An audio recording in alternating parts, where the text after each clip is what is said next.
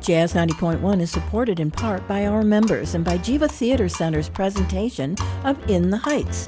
From the creators of Hamilton, In the Heights is on stage now through October 8th.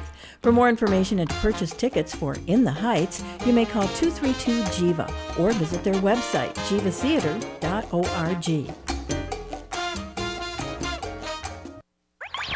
Member-supported Jazz 90.1 proudly welcomes you to America's longest-running computer show, Sound Bytes. Call the show now at 966-JAZZ. That's 966-5299. Toll-free 800-790-0415 or soundbytes.org. Now, alongside Steve Ray and Dave Enright, here's Nick Francesco on member-supported Jazz 90.1.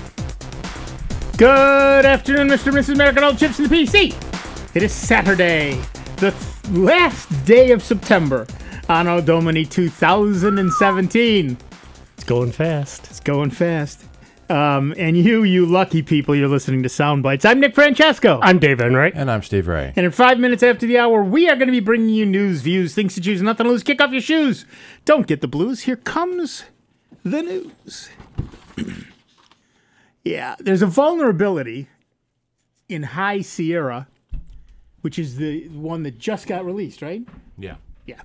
And earlier versions of the Mac OS that allows rogue applications to steal plain text passwords stored in the Mac keychain, a security researcher said on Monday. That's the same day the widely anticipated update was released. The Mac keychain is a digital vault of sorts that stores passwords and cryptographic keys.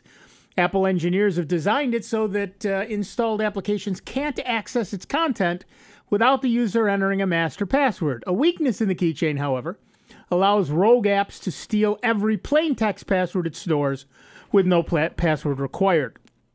Patrick Wardle, a former National Security Agency hacker who now works for security firm Synac, posted a video demonstration. The video shows a Mac virtual machine running High Sierra as it installs an app.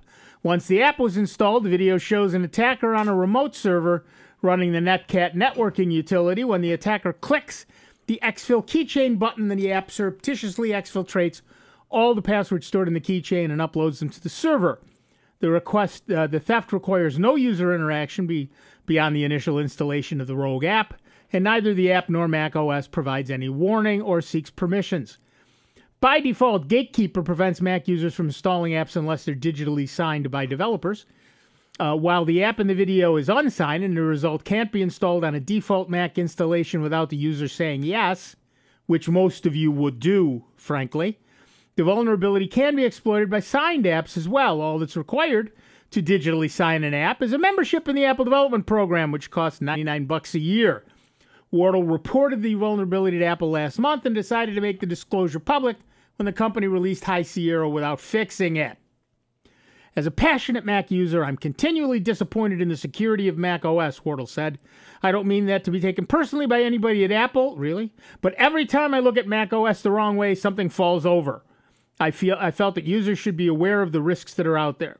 Wardle said Apple would be served well by implementing a bug bounty program for Mac OS. Last year, Apple did establish a bounty program that pays as much as $200,000 for security bugs, but only in iOS, which of course runs on iPhones and iPads. Apple has declined to pay researchers for private reports of security flaws in Mac OS. Earlier this month, Wardle published details of a second unfixed bug in High Sierra. So, our poll of the week at soundbytes.org, that is Bytes with a Y, Francis would like us to remind you, is zero-day password theft from Mac OS. And the choices are, I'm outraged, I'm upset, I'm not worried, and Mac what now? So far we have 25 votes, and Mac what now, of course, is about 68% of the votes, followed by I'm not worried, followed by I'm outraged, followed by I'm upset. And of course, we know you'll have more to say about this, so if you scroll down on the right under Fascinating Stuff, you will see the forums. The second forum down is the poll discussion, and currently at least, the first poll discussion is 30 September 17, zero-day password theft from Mac OS. And you can put your 2 cents in there. You put a whole nickel in there if you want, but I don't really care anymore.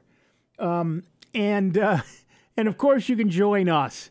And it's easy enough to do. Just call 585-966-JAZZ. That's 966-5299. Toll free 1-800-790-0415. And when I was reading that, I was confused because I don't think there are any unencrypted passwords in the keychain. They're all encrypted. Well, apparently there are. Well, I guess you can choose not to encrypt one. You can make a new password, not a new secure password. But by default, they're all encrypted. Right. Crazy. I don't know. The problem, of course, is that apparently there are unencrypted passwords. And Yeah, and why would you want that? well, I don't know, but apparently you can do that, or maybe it does it itself, depending on the thing. I don't know. I don't know. Yeah. And as for the bug bounty, we are finding most of the researchers aren't, at least in the Black Hat arena, most of the researchers aren't bothering with Apple's bug bounty because it doesn't pay enough. Exactly. You mentioned $200,000 for an iOS bug. There are Black Hat cyber criminal lines that are offering $1 million or more for iPhone bugs, depending on the severity. Right. So right. Apple, for the longest time, didn't offer a bounty because they didn't want to encourage the bad guys. But at least it encourages the good guys a little too. But no, they're not offering enough, and the bad guys are still making it out more. Right. Yeah. Right. And the exploits are clearly out there. You know, for everybody who says Macs are secure by definition and nobody can get into my Mac. I believe Not all true. it did was took a little more time, because as far as businesses and everything else, more people were buying the PCs and everything else. And then the Macs came in, and, The Macs are the victim of their own success. yeah, and, it just took them a while to shift And they're- from the PCs, then starting to focus on the Macs. They're popular enough to bother trying to hack now. Yeah. Right. Yeah, they are. In fact, exactly I read right. I read a statistic somewhere that since the virus issue is such a big deal on Windows, only about 20% of the people are not running current virus protection, and the Mac was about 20% of the PC market, so that's about the same size now. Yeah. So the Yep. vulnerable Windows users and the Mac users are about the same. Yep. Yep. And it stands to reason that, it would equal out like that. Yep. It's a problem that there are still far too many people who believe the myth that the Mac OS is inherently more secure and you don't need any sort of protection. And those are the people that are being aimed at with things like Right this. now, the only one that I know of is my Chromebook. Chromebook. Well, and the whole threat model has changed too. That the bad guys aren't even bothering to write viruses anymore. They just make a picture that says you're infected with a virus. Yeah, they're doing Right. Yeah. scareware, spyware, and malware. Yeah, we get calls every day from someone that that says my computer screen is saying I have a virus and I should call See, this that's phone the number. thing. If they can get that out and say, 50,000 people, Right. and they just get a few folks to call in, They make and money. They made money. It didn't cost them much time or effort to send this out to 50,000 people. Right. But if All it you just, have to do is get it in an ad network somewhere. And getting stuff in ad networks is cheap. and then boom, all of a sudden they're calling you, and that's the they're Russians. paying the $200 to $300 or $400. Yeah. I've heard up to. Sure. To we'll take care of it, and they let them take control of the machine after they pay $400, say goodbye, and Yep. Well, still- and while they're in there, they're rummaging around looking for credit Exact- card numbers yeah. and everything else. And how many So- people have a file called passwords? Probably Right. on their desktop. Right. And so that's what they look for. And we're also seeing it's getting harder to dispute the charges with your credit card company, because the bad guys are in essence, they're selling you a service contract. So that $400, for a 6 month or 2. I've even saw one of our customers, they got a 3-year service contract for $400. That's pretty good. And so it's not fraud. You're buying a service contract. You can call us as many times as you want, and we will fix your problem for that $400. Right. So the credit card companies are getting a little iffier about refunding customers their money, because when when you make a dispute, they go to the vendor and say, well, this customer's disputing it. You have to prove, that they got the service. And then they'll produce a signed contract, signed with a with a script font. Right. Say, no, he signed the contract. He bought a service contract. Don't take the money away from us. We had one customer was fighting for like 6 months. Yeah, but if you could actually prove your signature. Well, the problem is we don't have any universally accepted way to electronically sign documents. True. And so right now, for example, when you order something online, you don't sign anything. Yeah. So you go to Amazon, legitimate places, right? And Walmart, anybody, any online vendor. You put in an order and you pay with your credit card or take it out of PayPal or whatever it is you're going to do, and that's it. There's no signature. There's nothing, honestly, that proves that's you. Mm-mm.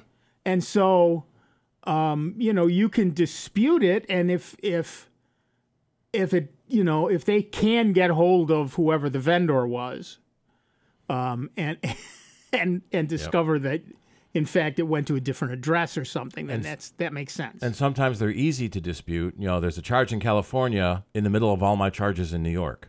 Right. Well, California one's probably fake. Yeah. Right. But Right. but with internet sales, not necessarily. Yeah, Not really. necessarily. And you can almost tell the level of care that a company makes by how much information they ask for on your credit card. The minimum amount of information they need is the credit card number and the expiration date. Then, some companies will also ask for your zip code. Some companies will ask for the CVV number on the back. Some companies will ask for your street address number. And so you add all 5 of those together, and that is the highest level of security. I go to like a gas station and put my card in. Half of them don't even ask for my zip code or the CVV. Right. So all they're taking is the credit card number. Right. Which is all they care about. Yeah. They get their money. Yeah. How do you prove you didn't stop at that gas station? Yeah, you got to find receipts that were far enough away. So keep your receipts. So you got to find receipts that were time-stamped on the other side of town at that time. Right. If you're lucky enough. Yeah. If they do it during the middle of the day, chances are you're sitting at work. And Yeah. Where were you on the night of the 25th? I don't remember. Yeah. 25th of what? I don't know. Yeah. Did anyone see you? Well, let me see if I ordered a pizza. I barely remember what I had for breakfast, and it's only noon. How am I going to remember what I did on the 25th? Of last year, because that's how long it takes to Right, go right. through Yeah. court. Well, yeah. It's ridiculous. So it's a serious issue, and right now there's no, there's 1,000 technological solutions that everybody touts as the answer. Well, we're going to embed chips into the back of your hands, so you have to swipe them. Well, okay, except for 2 things. First, how does that work online?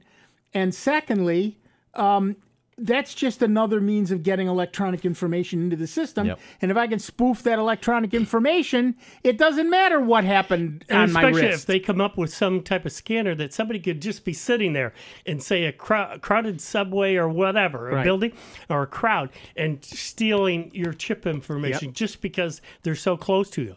I mean, they're doing that now with a lot of the phones and everything else. They sit there and get credit card information. That's why I keep my credit cards in those little things, Yeah, those little... That contactless payment, NFC, near field communication, is only supposed to be a couple inches. But a bad guy with an antenna can suck all the numbers from your wallet as you're walking by. Well, they showed that one guy, he was walking around, it looked like he was just carrying a tablet. Yep. And yeah, it was turned on, and because he had it in the case, but he could just stand there while people were walking. He's acting as though he's reading, and it's their credit card information. Oh, here's a neat. So I just found an article on how to help reduce the risk of fraud. Black out the CVV, the security number on the back of your card, and remember it. That way, if someone gets your card, they can't get your code either. That's not bad. But then you got to remember it. So it all comes down to you have to remember stuff. Yeah. And people don't want to do that. Right. And then there's the thing where the guy wrote CID. No one ever does. No one ever does. Then I hear stories about people that complain, well, you don't need to see my ID because it's my card. Right. It says right on it, CID. Yeah, but that's for the bad guys. How do I know you're not a bad? Are you accusing me of being a bad guy? Exactly. Yeah, really. When I've given my daughter my credit card to buy stuff, $100 worth of something here, $50 worth of something there. Clearly, she is not Nick Francesco, Yeah. and they don't care. They just don't care. All right, look, we're going to take a quick break. We'll be back in just a couple of minutes with Dave Enright, Steve Ray. Linda from Greece is waiting on the phone. And you. It's 19 minutes after the hour. It's Sound Bites. It's member-supported jazz. 90.1.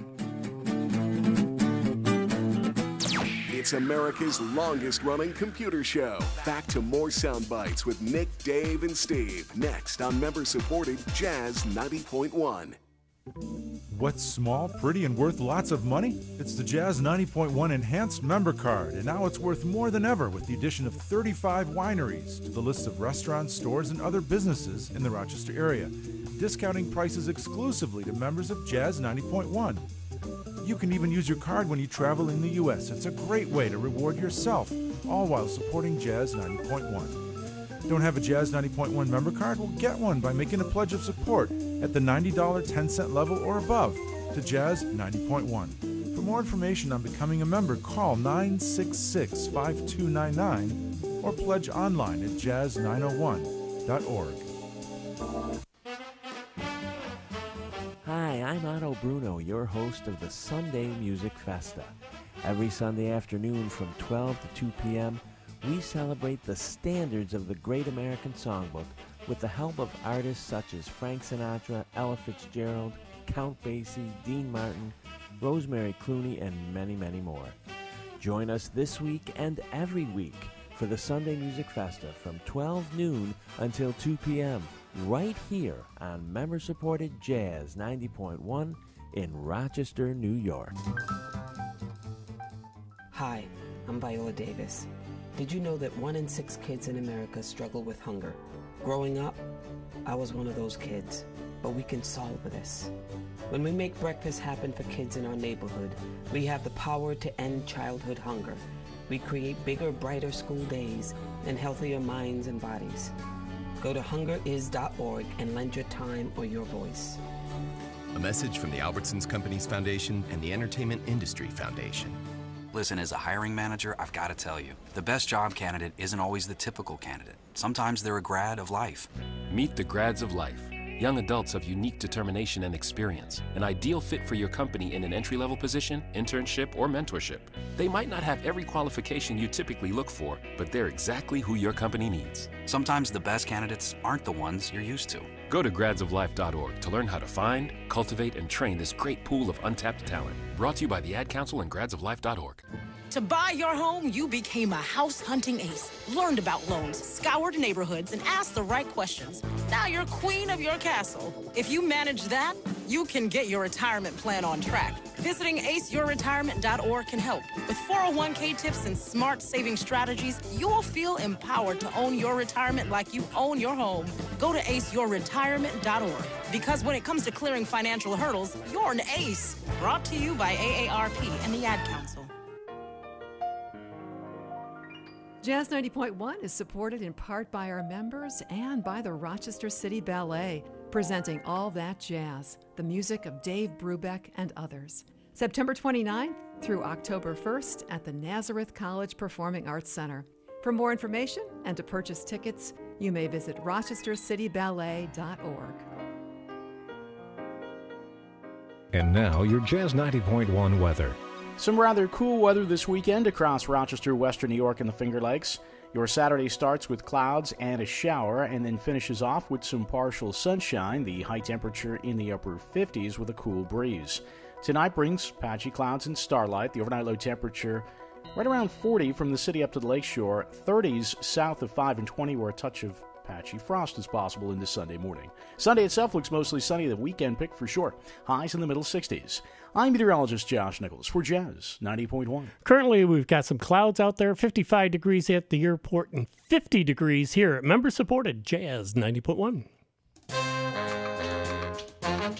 This is Mike Velasquez. Join me every Monday from 8 p.m. to midnight on member-supported Jazz 90.1. Welcome back, everybody. I'm Nick Francesco. I'm Dave Enright. And I'm Steve Ray. And at 24 minutes after the hour, we are Soundbites, and we have Linda from Greece on the line. Hi, Linda. How are you? I'm fine. Long time, guys. I know. How you been? Had a lot of health problems, but I won't get into that. Okay. iOS 11 came out. My girlfriend's got it, and I'm worried that it totally changed her phone. Generally, that's what happens with the major articles numbers. that say, do not do it or do it. What is your... One of the things we see is that every time the major number changes, it does signify a major change in the OS. And some people hate change, and so that they don't want to install it, or they install it and they're grumbling. So go to Apple's website, look at the new features of iOS 11, and see if those are things that you want to have. And if you can get used to it. One of the biggest things I like about it is they went to a bigger, bolder font.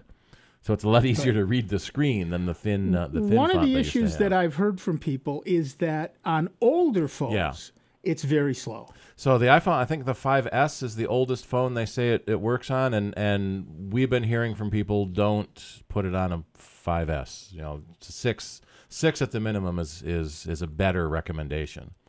It technically works, but it can slow the machine down so much that you won't like it very much. Yeah, I've got the 6 Plus, so that's what I've got. Yeah, that should be fine. Okay. Can I ask you one more question? Well, just a second. We also recommend waiting for the first patch. That's what I was going to say. Yep. Okay. And the 11.01 patch did come out, so the first patch has already come out. I don't know if it's good that it came out, within a week of the main release, but the first patch has come out. That's good. Yeah. Didn't you guys? I'm talking a long time ago. Say wait at least 6 months. Well, we said wait until the first patch, and back in the day, 6 months seemed to be when the first patches came out. But Apple is getting much better about releasing patches sooner. And so that number is no longer accurate. Okay, I went from the PC to a Mac. Where can I go to learn how do I say this? How to go from a PC to a Mac? Where can I learn this? On the Mac, on the desktop, in the Help menu, there is a new to Mac help window, and that will show you the new stuff that if you're new to a Mac, and there's a section on switching from Windows, and the things that are the same and things that are similar, and the different words that each of the OSs often use. Yeah, often the change is not so much that it does things differently, but it calls them a different thing. Right. And until you know the new jargon, it's a difficult transition. But there are also places in town that do offer classes. I don't know who offers a transition from PC to Mac class. Off the top of my head, I'm afraid. I mean, I know there are people who offer classes. Classes in general, yeah. Right. Our company, we do one-on-one training. We do seminars on the new features, and a lot of people like that customized one-on-one. But there've also been a couple of books. It's almost not that big an issue anymore because the OSs are so similar. But there are very differences in the terminology. Like Windows calls it the control panel, and the Mac calls it system preferences, which is a little annoying because Mac used to call it control panel. Why did they change the name? Right. Well, because they don't want to be doing the same thing Windows. Well, that's what it was to begin with. Right. And then Windows started calling it control panel too, and I guess that's when Mac changed it. Right. But so there's lots of little things like that. They do the same thing conceptually, but they call them different things. And unless you know the new name, you can't find the control panel because it's not called control panel anymore. So I should go, getting back to the iOS 11, so I should go to Apple and read all about it before I decide I want to download it. Right. Okay. And the one caveat is that they will now stop issuing patches for OS 10. Right. So in order to keep up with the security patches and the bug fixes, you're going to have to go to 11 eventually. Okay. Yeah, because, my girlfriend showed me her phone, and it was like, it was totally different. And I thought to myself, am I going to like this? Because once I do it, that's what I'm afraid of. Once I do it and I don't like it, I'm stuck. Yeah. Yep. Well, right now, you still can go back to OS 10. But within a few weeks, generally, the OS 10 download will get unsigned, and then you can't revert. So I've got to do whether I want to or not. Yeah. Well, but if you do it now, you've got a few weeks to decide whether or not to back out for a while at least. Yeah. Okay. Yeah, I know the Apple Store offers basic Macs classes. Would that be a place to go? Well, I'm not sure. I'm not sure they offer a PC to Mac transition. But certainly call them and ask. It's just not something I've really looked into. They have a list of their schedules online at apple.com/retail. Yeah, and then you look up the store. I'll post a link to that one as well. Okay, thanks, guys. All right, thanks, Linda. Have fun. Okay, bye. But it's similar to what the Android upgrades. We just have you got your Oreo upgrade yet? And you're right. And how different does everything look again? Because they have to make it different to get you to upgrade. Yeah, I got the one on my phone, and a lot of the stuff, quite a few things changed. Like if I'm going to fill stuff in, there's places I love being able to, just start it and then it wants to fill it in. But then there's a couple other apps that want to start I'm going to type in to say do a search, and it wants to put in my information. It's right. Yeah, no. Right. Yeah. Let me start typing, then suggest. Right. But for it to pop open a window right away because that's the first slot, this is a pain in the butt. Right, exactly. All right, before we go on to anything else, I want to talk about a little program that Jazz 90.1 has going on, which is kind of amazing. It's great. It's called Radios for Alzheimer's Patients, and you can read about it on the website. Jazz 90.1 is teaming up with Diana Marie Russo, who's part of the Miss America organization and a student at St. John Fisher College in Media and Communications. And basically, they're teaming up to provide free radios to local folks diagnosed with Alzheimer's disease. The program is called Rochester's Gift of Music, and it donates these radios to patients. There have been studies that prove that there's therapeutic relief and enhanced quality of life. Research has shown that Alzheimer's patients can remember and sing songs, even in advanced stages, long after they've stopped recognizing names and faces. A lot of memory care homes use music as a recreation since it brings the patients pleasure. And, of course, there's also growing evidence that listening to music can help stimulate seemingly lost memories and even help maintain some cognitive functioning. Studies have shown that music may reduce agitation, improve behavioral issues. So music all the way is a way to connect to a patient in the throes of Alzheimer's. Mm-hmm. And basically the deal here is Diana Marie Russo came to Jazz 90.1 with this idea, and station manager Rob Linton thought it was a great one. And so here's the deal. You may drop off gently used AM/FM radios. They do need to be working. They do need to be AM/FM radios. They need to be semi-clean. They need to be semi-decent. And you can drop them off at the Jazz 90.1 studios during regular business hours. The radios will then be cleaned and serviced and delivered to two different memory care facilities. Right now it's Crimson Ridge Gardens and St. John's Nursing Home. The radio should be fairly small. Portable is best. They, of course, need to be working condition, and they need to be powered by 110 volts. Battery-only radios aren't going to do anybody any good because then somebody has to keep buying batteries. So Jazz 90.1 will, of course, provide you a letter acknowledging your donation. We've already had people who just, went to the store and bought a $15 radio and dropped off a brand new radio. That was one of my first thoughts, is I don't have any radios anymore. Right. But you can buy them awful cheap at the big box stores and drop them off. I still have one out in the crotch. I think that plays cassette tapes. There you go. I may be able to find my 8-track one There in the you go. basement somewhere. Good. But yeah, I think that I have to say I think this is an absolutely amazing thing to do, Yeah. and I know that you're going to want to get in on it because it is such a really beautiful thing to do. Just any time during regular business hours, Monday through Friday, 9 to 5. Drop off gently used, or why not a brand new AM/FM plug-in radio to the studios, and we'll take it from there. So please be generous. I know that this is a huge thing for some people, not only for the patients, but for the people who love them, and it's a great thing to do. Please.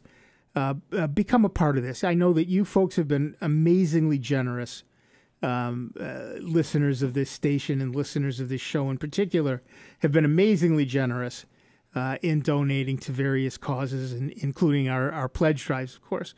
But this is a beautiful thing, and I hope you will find it in your heart to be part of this as well. Well, I'm sure somebody, everybody knows somebody around that's suffering from Alzheimer's. Yeah, sadly, that's true. And it's just a fact of life. And, granted, they're coming out with medicines, but, something as simple as a radio and playing music and, just for them to be able to calm down, because that's the thing. They get frustrated sometimes just because they can't do this or do that. Whereas a radio, if it's playing, not hard rock, but nice soft music like Jazz 90.1. Especially the jazz and the online swing station, too, so if you can get an internet radio. That's right. Probably the music they grew up on. That's exactly right. And just so it calms, the effect. I see that with the kids that I transport. I'll put in music, and they settle right on down. I could have a screaming kid. Yep. Turn on the radio, settles right down. It's just the music. It calms everybody down because they're listening. Yep. People calm down, and like I said, there is research that shows that. It could improve behavioral issues as well as a way to connect. And, even after verbal communication becomes difficult or impossible, music can connect people. There is growing evidence that the music can also stimulate memories that have been lost and bring them back. It can even help maintain cognitive functioning, and that's the goal. So being part of this is a good deal. If for those of you listening to us in your car radios, you're probably at some store right now and can pop right in and grab a $10 or $15 little radio, just some small portable thing. Maybe, you can buy those AM/FM alarm clocks, and certainly nobody needs the alarm clock function. But in general, that's a great thing to do. And drop it off at the station 9 to 5 any Monday through Friday, and we'll take it from there. So thank you all very much. It's kind of an amazing thing to do, and I hope plenty of you take advantage of that. It's a great thing. Excuse me. Like I say, I pay different stations and all that, but I had one lady jump in. I says, I was playing one station. She goes, "Do you have any jazz stations programmed into it?" I just went over and button 6, hit it. Yes, ma'am. How about this? What station's that? I told her. She said, "Oh, I got to remember that when I get home." And this is when I dropped her off. She goes, "Now, let me write this down." And I said, 90.1. I says, "I'm on it Saturdays from 12 to 2. She goes, "Oh, what kind of music do you play?" I go, "We talk." We talk, yeah. We're the computer geeks, yeah. But, give it a listen. She goes, "All right, thank you." Yep. And a lot of us, particularly the people who listen to this show, we play this stuff through our computers or our Google Homes or our Echoes or whatever it is on our phones and blah, blah, blah. So we're listening to streams, whether it's the jazz stream or the swing and blues stream or, tune in or Spotify or whatever it all is. And we forget that 50% of people who listen to radio are listening, people 50% of people who listen to stuff during the day are listening on a radio. Yeah. And that radio, particularly for people who are in homes or whatever, can be a lifeline to them. And so something like this, it's a beautiful thing. Please become a part of it. It would be a lovely thing to do, a bit of a mitzvah, and I think it's a good thing. Computer talk you Think can fast. understand. More Sound Think Bites is fast. next on member-supported Jazz 90.1. Think fast. Debt. If you In the get short into time debt, it takes members to of the listen to this NFCC, message, the a National small flame can turn into a big fire. Running at once. Several minutes more, and thick, poisonous smoke may have filled your lungs All and right. reduced your ability to respond. Give it 5, and your entire home may be filled with flames. Keep breathing. We got you. Don't let your world go up in smoke. Have working smoke alarms and keep children 3 feet away from anything that gets hot. Learn more at usfa.fema.gov, because fire is everyone's fight. Debt. If you get in too deep, members of the NFCC, the National Foundation for Credit Counseling, can help you put debt in its place. Credit cards took charge of my financial life. A certified credit counselor helped me get back in control. Student loan debt followed me wherever I went. NFCC taught me all I needed to know. Connect with an NFCC certified credit counselor at your local member agency today. We'll help you put debt in its place. Go to nfcc.org/stopdebt or call 877-410-6322. Are you planning a vacation? Take the great savings you receive with your member card with you. Order a travel card to enjoy 2-for-1 benefits while you're away. Visit membercard.com/jazz901 to order travel cards and pay just a small fee to cover shipping and handling. You can also use the member card mobile app to take advantage of benefits at your destination. Don't have a Jazz 90.1 member card? Become a member today at the $90.10 level and above to receive yours. Whoa, long time no see. It's me, the Rock t-shirt in the back of your closet. Dude, remember? You crowd surfed in me, man. But you haven't worn me in like forever. I get it, you're retired, but I still got some rock left in me. So take me to Goodwill, where I can really make a difference. Your donations to Goodwill create jobs, training programs, and education assistance for people in your community. To find your nearest donation center, go to goodwill.org. Donate stuff. Create jobs. A message from Goodwill and the Ad Council. Contributions over the years made through our pledge drives have brought great programming to our listeners.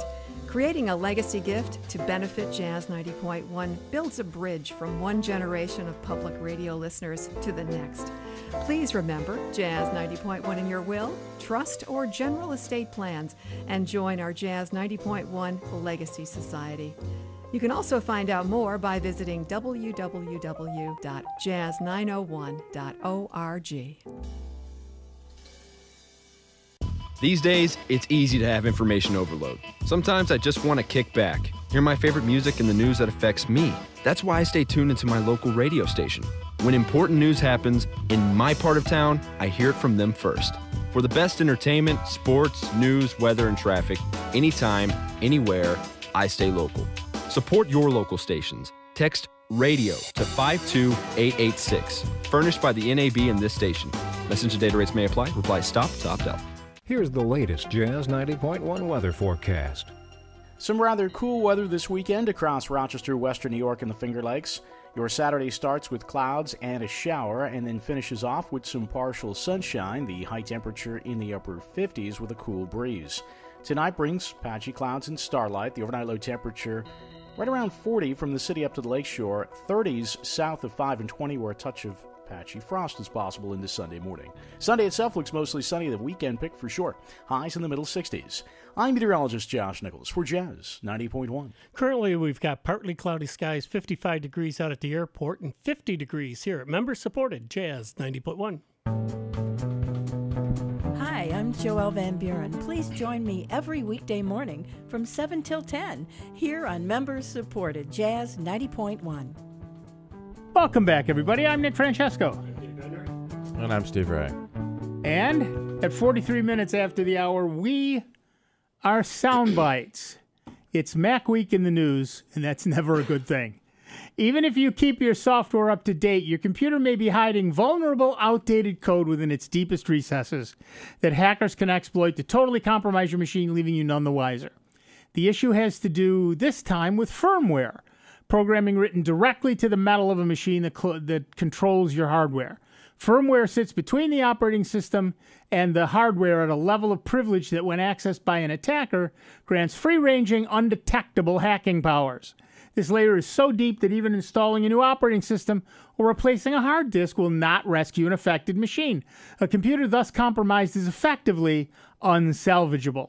Security researchers at Duo Labs gathered 3 years' worth of data across 73,000 Mac computers used in organizations spanning a variety of industries to see whether the machines were running the proper firmware or extensible firmware interface, or EFI code, that handles a computer's pre-boot processes. EFI firmware is the first part of a Mac's programming that runs after the computer's turned on.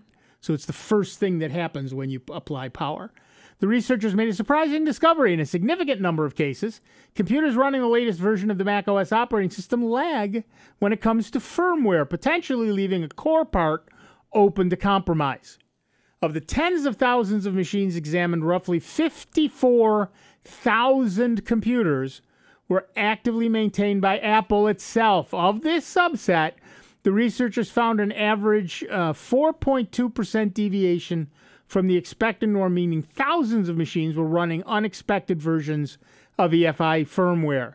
The Mac 16,2, with a 21.5-inch screen released in late 2015, had the highest occurrence of incorrect firmware at 43%, followed by 3 versions of the MacBook Pro with a 13-inch screen that were released in late 2016, which deviated between 35 and 25%. There shouldn't be any deviance ever, said Rich Smith, Duo's Director of Research and Development, but there is, and in some cases it is quite significant. Since 2015, Apple has bundled firmware updates in with its updates to the operating system, a move that researchers applauded for taking some of the onus off of users to keep their systems up to date. But there's a problem. Should a firmware update fail, users aren't warned. This means your machine could be vulnerable and you would have no idea. In contrast, when something goes wrong with an operating system upgrade, an alert typically pops up. The research identified 16 Apple computer models, including iMacs, MacBooks, MacBook Pros, MacBook Airs, Mac Minis, and Mac Pros. And didn't I say that? No, MacBook Pros and Mac Pros that received support for operating system security updates, yet no longer appears to receive them for their EFI firmware.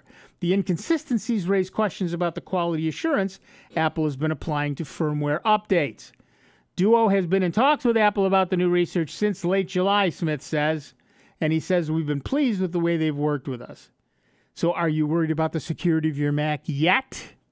Give us a call, 585-966-JAZZ. That's 966-5299. Or, of course, you can always call us toll-free at 1-800-790-0415. We have found when people bring their machines into us, no one does any updates. You know, we have people that are running 10-year-old OSs and wonder why they can't run Skype anymore. Yep. Well, because, yeah, you're running 10.6. Skype wants 10.9. The current version is 10.13. You're 7 versions behind. Yep. It's, yep. You know, you're still running Windows XP. Essentially, yes. Yeah. And a because lot of... they turn the updates off. Well, no, a lot of it is the confusion between an update and upgrade. So the updates, you get notified. The updates are free. The upgrades, you used to have to pay for, but not in 10 years. And even then, they were only $20, $30. But the upgrades are a bigger deal, and they don't automatically install. Right. Because it's a bigger deal. Yeah. You know, from Linda earlier, it can change things. So people don't bother upgrading until they want to buy the new piece of software that needs a newer OS. It needs to support the better OS. So I guess I should thank them, because then that gives us business. But right. Keep your OS up to date, the latest version, the latest patches, the security patches, security vulnerabilities. Right. That's the big key. I used to see a lot of folks. In fact, Apple even added a feature a few years ago that will automatically resume every window you had open. Because one of the reasons people don't do updates is they don't want to have to restart their computer and reopen all the windows. Seriously? Yeah. Okay. Well, apparently that's what the research found. Okay. So they added this feature to reopen all the windows. Now the bad guys are using that feature when you get one of the fake virus warnings, and you quit your browser and reopen it again, it conveniently reopens all the windows you had open, including the fake ad. Right. So I turn that feature off as soon as I can. Right.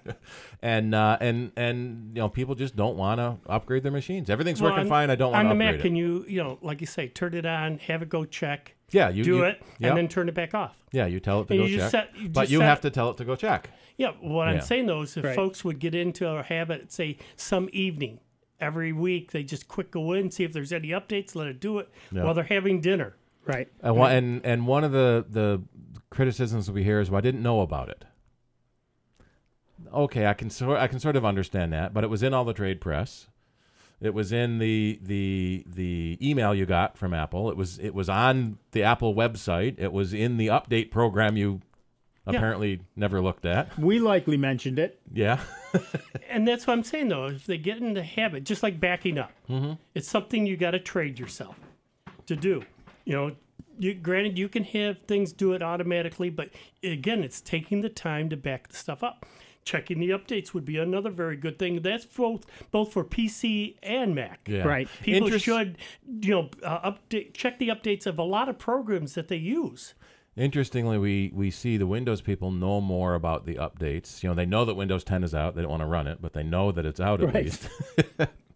But I don't know what it is on the Mac side that they don't even bother looking to see if anything is new. Well, or they don't remember right that along anything with is new. I don't have to upgrade anything because my Mac is not vulnerable to anything. Yeah. Or everything is working fine. I don't want to. No, I don't want to do that. The other thing I hear a lot is I don't use that program, so I'd never bothered updating it.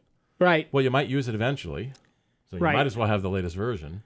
And having it there still means there's an infection vector in your machine, which you really should close by either updating it or uninstalling the program. Yeah.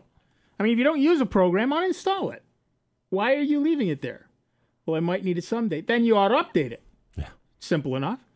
And, of course, before Dave jumps in, I will say that this is one of the beauties of a Chromebook.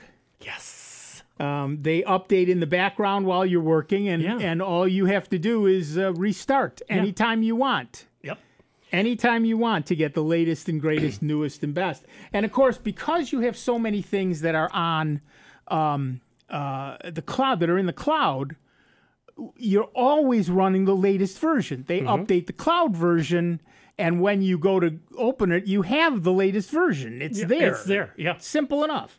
And the nice thing, too, is, like I say, with the Chromebook, I don't worry about spyware, malware, and all that other stuff because Chromebook's built in a protective thing. It compares it to a hidden original. Right.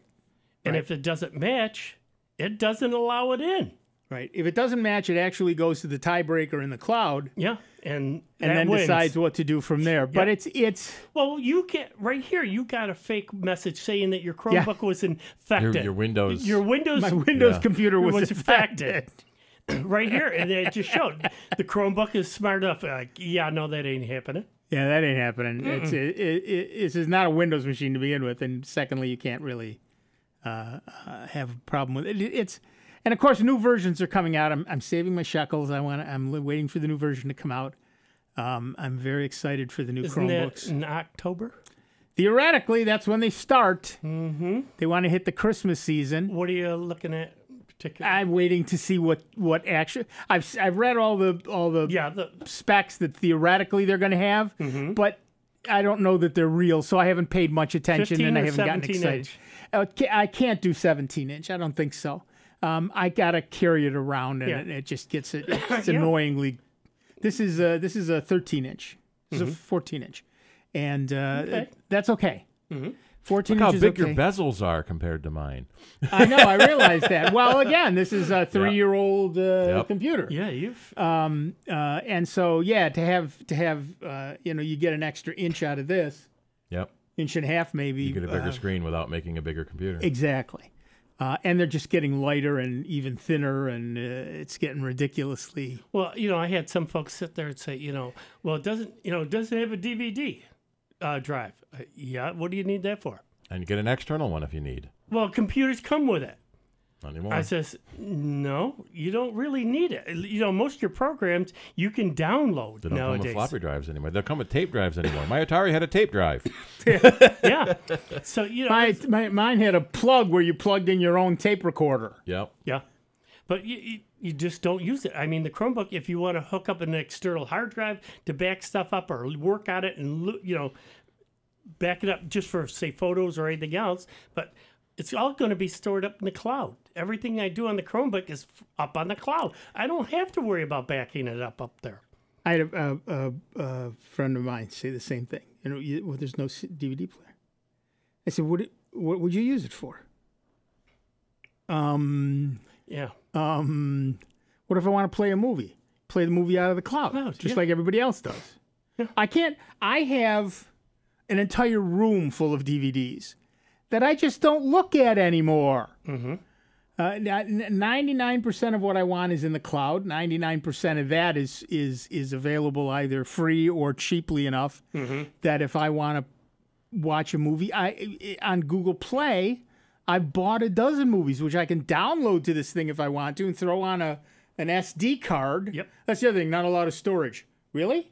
I've pretty much got unlimited storage. I can throw a 256 gig SD card in there, and I can carry around 24 of them if I want to. Yeah. That's enough for hundreds of movies. But only one at a portable time. hard drive. You've got to use Only one at a time. No, it's 10 or 12 movies on one of those. Yeah, but things. you could, if you had a portable hard drive, which fits in a pocket. Right, you can do it that way too. You know, you could have 1 terabyte hard drive, carry that around, and you could load that up with so much stuff. You don't have to worry about switching cards or anything else. I mean, it's still easy to use, and it adds. You know, it comes right up on the screen that it's an added device. Yep.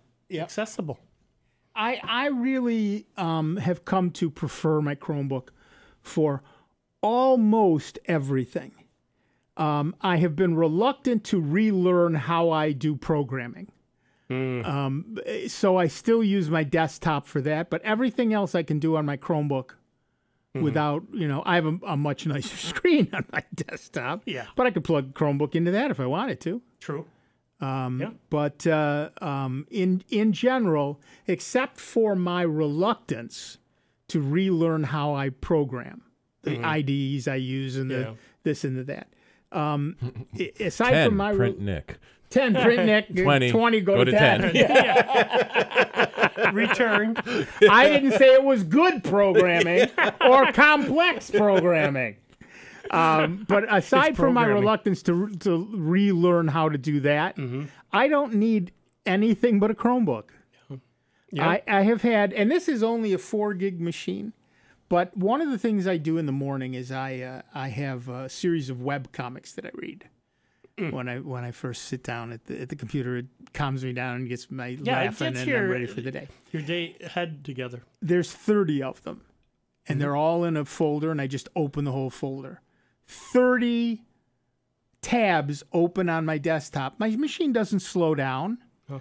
The old machine that only had 2 gig and an Atom processor grinds to a halt. But any of the more recent ones, I've got 30 tabs open, and some of them are playing music and all the stupid things that autoplay does and all of that nonsense. I don't care. It all works. It all works fine. Yeah. And so, you know, people say, well, you can't open too many tabs. Well, 30 is more than I really normally ever have open. I have 4 open here, sometimes 6, but that's about it. And I don't see that people need much more than 10 or 12, which I've often had open on this thing. And this is a 4 gig model, and so it's fine for all of that. And people don't get it. And especially once Microsoft, because they haven't done it yet, starts charging, you know, people for the next version. Right. You know, then that's really going to hit them. Right. That, you know, all of a sudden you're not owning that anymore. You're leasing it, folks. That's Leasing exactly it. right. And once, like anything else, once the lease is up, you're done. Well, that's the idea with the 10S, those little machines that they're putting out. The Windows 10S operating system and the laptops that run them. They're basically Chromebook-like devices, $350. But the basic idea is that when Windows goes to a lease model, that's going to be how that works. And people are going to be a little angry, I got to say. I suspect that's true. All right, listen, you have wasted an entire hour of your life, but you lucky people, you get to do it again. We'll be back on the other side with a whole nother hour of the longest running computer show in the known universe. We're going to be bringing you way too much Dave Enright, nearly enough Steve Ray, and, well, I'm going to come along too. I'm Nick Francesco. And we'll be back for another hour, so don't go too far. And we'll see you on the other side with a whole lot more of the longest running computer show in the known universe. That's right, it's Sound Bytes. On the truly great and truly grateful to you that we are member supported Jazz 90.1. See you in a few. Online 24 hours a day, 7 days a week at soundbytes.org. More with Nick Francesco, Dave Enright, and Steve Ray next on member-supported Jazz 90.1. WGMC Greece Rochester.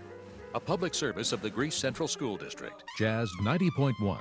On Facebook at Jazz 901 FM. Secretary of State Rex Tillerson is calling for an easing of tensions with North Korea, one that is incumbent on the North bringing its missile launches to an end. Following meetings with China's president, Tillerson says he believes China is now on board with trying to get North Korea involved in talks. There might be some push forward now for a diplomatic solution. That's exactly what the Secretary of State said is the preferred outcome here, not war, but diplomatic talks. Correspondent Matt Rivers. The mayor of San Juan is trying to shake off the criticism of President Trump, who blasted Carmen Yulín Cruz via Twitter Saturday for her, quote, poor leadership ability. Cruz told MSNBC she's just trying to do her job. I will continue to do whatever I have to do, say whatever I have to say, compliment the people that I need to compliment, and call out the people that I need to call out. The president is set to visit Puerto Rico on Tuesday. Recovery efforts could be hampered this weekend with several more inches of rain and flash flooding expected. I'm John Matthews. Woo! Let's get crazy! In movies, when someone at a party jumps into a pool fully dressed, everyone cheers them on and jumps in too. Just so you know, in real-life parties, nobody jumps in after you. You just look stupid. Come on, jump in. Come on. Most party fouls are pretty dumb, but if you decide to drink and drive underage, you could lose your license and your freedom. Learn more at ultimatepartyfoul.org. Brought to you by the National Highway Traffic Safety Administration and the Ad Council. As a veteran of the United States military, I can finally get the opportunity to enjoy special events, things that we couldn't afford, thanks to VetTix. Every empty seat at a concert, a game, or a play is a missed opportunity to say thanks to a veteran and service member. We can give our veterans a special event where they too can create their own cherished memories. Visit vettix.org. Find out how you can make a difference in a veteran's life. The success of any business depends on its ability to offer value, a great quality product or service for the right price. Businesses themselves need to get value for the things they need as well. As an underwriter of Jazz 90.1, you can get the word out about your business, what you do, where you are, and how to reach you. Underwriting messages are straightforward, simple, and easy to remember. Underwriting at Jazz 90.1 is a great way to promote your business while supporting public jazz radio. For more information, call the Jazz 90.1 business office at 966-2660 today. Are you planning a vacation? Take the great savings you receive with your member card with you. Order a travel card to enjoy 2-for-1 benefits while you're away. Visit membercard.com/jazz901 to order travel cards and pay just a small fee to cover shipping and handling. You can also use the Member Card mobile app to take advantage of benefits at your destination. Don't have a Jazz 90.1 member card? Become a member today at the $90 10-cent level and above to receive yours. This is Josh DeMille. Some people call buying a turtle shell trinket on vacation a souvenir. I call it criminal. Many of the world's most magnificent animals are being pushed to extinction by the trade in their body parts. If you travel abroad, you may be offered these products. They may look nothing like the animal itself, but don't be fooled. An animal has been killed to make it. Remember, when the buying stops, the killing can too. Visit wildaid.org for more information. We are live outside the home of Joe and Rosie Goddard, where a pretty big tickle fight broke out just minutes ago. Sources say their father instigated the laughter. Let's go inside for a comment. Apparently, they have no comment. Dads, let this be a reminder that it only takes a moment to make a moment. Call 877-4DAD-411 or visit fatherhood.gov. Brought to you by the U.S. Department of Health and Human Services and the Ad Council. Hi, my name is Jeff Harris. Join me every Sunday, 5 to 7 p.m. for Big Road Blues. Big Road Blues is an exploration of vintage blues from the 1920s on up. Each week we examine different themes and aspects of the blues, playing both classic and forgotten blues greats from the past. That's Big Road Blues every Sunday from 5 to 7 p.m. right here on member-supported Jazz 90.1. Welcome back to America's longest-running computer show, Sound Bytes, on member-supported Jazz 90.1. Get online now. Call 966-JAZZ. That's 966-5299. Toll-free 800-790-0415. Or submit your question by email at soundbytes.org. Once again, here's Nick Francesco, Dave Enright, and Steve Ray on member-supported Jazz 90.1. Welcome back, everybody. I'm Nick Francesco. I'm Dave Enright. And I'm Steve Ray. And 5 minutes after the hour, you're listening to Sound Bytes. I know it's a shock to me, too. But as we recover from that shock, let's talk to Andy from Greece, New York. Hi, Andy. What's up? Hey, Nick. How are you guys this afternoon? Peachy, how are you? I'm doing well. Actually found a solution to my printing to my hardwired printers through Chrome. Oh, great. They actually have now updated the operating system. Version 60 is something or another I've got on my Chromebook right now. You say add the printer manually, you tell it's an IP, and it asks for the address, you put a name on it, then it gives you can select from all kinds of brands and models, and you click on it and it says printer added. And I did it while I was listening to you talk, and I tested it, and it now prints to my LaserJet through my in-house network, which they didn't have before. I had tried to do the cups solution that you gave me last week, and when I went looking for it, I did a search, and there was instructions on how to do it. And when I went out to look for the piece that would do it, had been replaced with a remove it hashtag instead of an add it hashtag. And I thought, well, maybe they've built it in. So I tried this, and lo and behold, it works. Very, very cool. Thanks. I've not given it a try because I didn't need to, but that's good to know. Thank you so much. Yeah, if you have your printers, if you're trying to print to printers that are on fixed IP addresses on your home network, which is how I set them up, right? And they're not wireless printers. This now finally lets your Chromebook print to your in-house printers, which is a really nice thing. Without having to go out and do cloud print and all that other stuff. Right. Perfect. Thanks. And next week is the first week of the month, so Thursday night will be the Rochester Googles meeting. Yes, it will. So I'll put in my plug for that, and wish you a good day. Perfect. You too. Have fun. Thanks. Thank you. Bye-bye. Bye-bye. Yeah, the first of the month generally means the first Thursday of the month is Rochester Googles, and we meet at St. John's, and it's a great time. We have lots of interesting stuff from lots of interesting people, and it's very cool, and you should definitely feel free to join us because we have fun. 7 p.m. is the meeting at St. John's Meadows. First Thursday of the month, and then the week after that, second Tuesday is our PCI, and second Wednesday is cider. No, third Wednesday? Second Wednesday, yeah. Second Wednesday is cider, and it's just meeting after meeting after meeting happens. It's very exciting. All right, see if we can... Well, let's talk about those S10 laptops, shall we? Yeah. Yeah.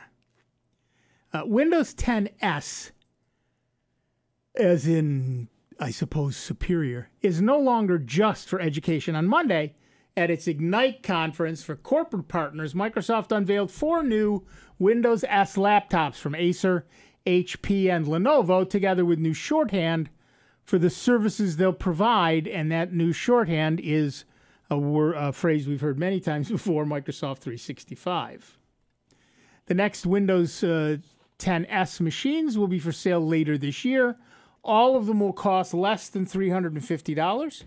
They're part of the cadre of low-cost Windows 10S devices that Microsoft showed off at the introductions of Windows 10S last year. Contrary to that event's educational bent, however, these machines are being positioned as business PCs for what Microsoft terms, and I quote, first-line workers, unquote, or better yet, close quote, which might better be known as frontline workers, the staff you meet on support lines or at service counters or wherever who interface with the public. As for Microsoft 365, this is a suite that used to be just for business PCs, but is now being sold to educational customers as well. In the educational space, it includes Office 365 for Education, Windows 10, Minecraft, Education Edition, and a device management device known as Enterprise Mobility Plus Security. Microsoft hasn't released pricing for the service, encouraging potential customers to get in touch with sales agents instead. Most of the new Windows 10S PCs are due by this holiday season. Unfortunately, none of the hardware makers shared any additional details of the new devices. We just know the prices and some of the basic configurations as they've been adapted from previously announced PCs. One example is the new HP Stream 14 Pro, which appears to have been adapted from the 14-inch Stream HP announced earlier this year. One of the new features they'll be available with, according to Microsoft, is Windows Autopilot, a new business-oriented feature which will ship as part of the Windows 10 Fall Creators Update. Instead of forcing an IT admin to create an image and associate hardware drivers for a new PC, they can provide a standard configuration together with approved apps that the user can install with the click of a button. In some ways, Windows 10S machines are already a bit of a bust, releasing too late to ship to students in time for the fall semester. It makes sense then to try and reposition them for the business world, but it remains to be seen if anybody will buy them. So are you hot for a really cheap PC that isn't a Chromebook? I don't know why you would be, but okay. Give us a call, 585-966-JAZZ. That's 966-5299. Toll free 1-800-790-0415. And that specific HP has a Celeron processor, 4 gigs of RAM, and 64 gigs of storage. Right. Which is why it's so cheap. Well, exactly. It's all about the processor and the amount of RAM. The amount of RAM, not bad. Storage, great for a Chromebook, probably not so good for a Windows machine. No. Probably half of that is going to be Windows itself. That's what I'm saying. Yeah. And that Celeron processor, well, if you're not going to do much with it, see, here's the thing. Yeah, it's the frontline worker with a web browser and email. Exactly right. And as long as you understand that's what you're going to be doing, you're not going to buy this machine. You know, it comes with Minecraft. Great. But you're not going to be doing gaming on this thing. Yeah.